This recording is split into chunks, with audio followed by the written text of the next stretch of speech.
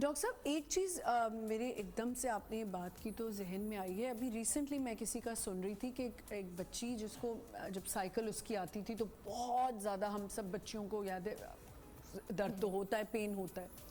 अब वो पेन होता था, किसी ने वो यही, जैसे हमें घर वाले कह देते थे कि अच्छा कॉफ़ी पी लो, ये ना करो, अच्छा ये गोली खा लो, कोई नहीं, इससे कुछ नहीं होता।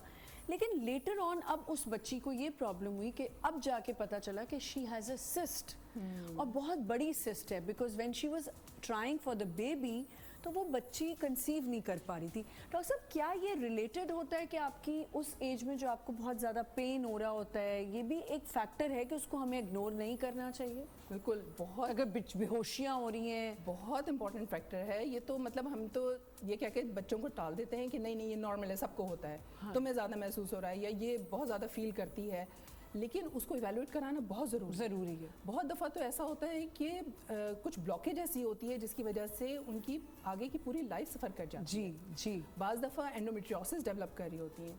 सो एंडोमेट्रियोसिस भी एक ऐसा फैक्टर है जो बहुत कॉमन है हमारे कल्चर, हमारी मतलब हमारी एशियन उसमें सोसाइटीज़ में।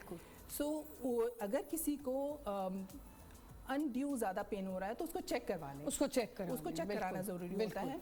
और वो कुछ हार्मोनल चेंजेस की वजह से हो रहा होता है, और इसको इवैल्यूएट कराना बहुत ज़रूरी है। ये ज़रूरी है कि हम उसे इवैल्यूएट अच्छा, इसके साथ दूसरी मिथ ये होती है कि एक बहुत प्राइड लेती है कि हम तो बर्दाश्त कर लेते हैं, हम कोई दवा नहीं लेते। That's not right. That's not right. आप सही कह रही हैं। मैंने इसीलिए ये बात की कि हम क्या कर रहे होते हैं, हम बच्चों को कह रहे होते हैं कि नहीं नहीं कोई बात नहीं, एक पेन होती है जो बेरेबल होती है, एक होती है जिसके लिए आपको हॉस्पिटल भी जाना पड़ जाए, लाइक बच्ची टेढ़ी हो रही है, पीली हो रही है, गिर रही है, तो वो हमें बहुत ज़रूरी है। अच्छा डॉक्टर साहब, इसमें जो हमने नरिशिंग की बात की या डाइट की बात की, डाइट की मेन चीज़ें क्या हैं एक बच्ची की ग्रोइंग एज में, कि उसको क्या क्या लेना चाहिए? बैलेंस डाइट होनी चाहिए। प्रोटीन बहुत इंपॉर्टेंट है ग्रोइंग एज में, और सबसे ज़्यादा लड़कियां जो हमारी हैं वो प्रोटीन अवॉइड कर रही होती हैं। अंडा नहीं खाना, गोश्त नहीं खाना, ठीक है। अगर गोश्त है भी तो वो जंक फूड की सूरत में खा रहे होते हैं। अच्छा, तो वो बहुत ज़रूरी है। कैल्शियम किसी भी फॉर्म में हो, चाहे चीज़ हो, चाहे मिल्क हो, दही है। अगर दूध नहीं पीना तो इट्स ओके, आप उसको दही की फॉर्म में दे सकती हैं।